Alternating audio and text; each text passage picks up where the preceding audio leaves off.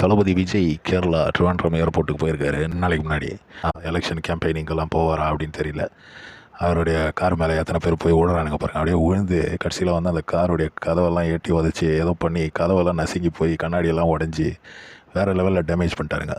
தளபதி ரொம்ப ஷாக் ஆகிட்டாரான் இந்த விஷயத்தை பார்த்து. என்னப்பா இது, கேரளா பசங்க இவ்வளோ வைலண்ட்டாக இருக்கிறானுங்க, இவ்வளோ பயங்கரமான ஃபேன்ஸ்லாம் இருக்கிறாங்க நம்மளுக்கு.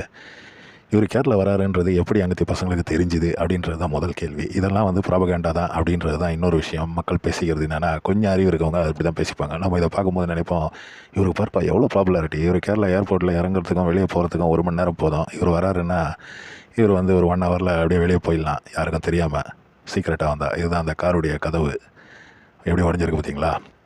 அப்போ இவர் வந்து வராருன்ற நியூஸை கொடுத்தது இவங்களுடைய ஆளுங்களே தான். அந்த நியூஸ் கொடுத்துட்டு இந்த மாதிரிலாம் ஆகிப்போச்சு, ஃபேன்ஸ் வந்து இவ்வளோ பேர் வந்தாங்க, அவ்வளோ பேர் வந்தாங்க அப்படின்றது இதுவும் ஒரு ப்ராபகண்டா தான் அப்படின்ட்டு வெளியே நிறைய பேர் பேசிக்கிறாங்க.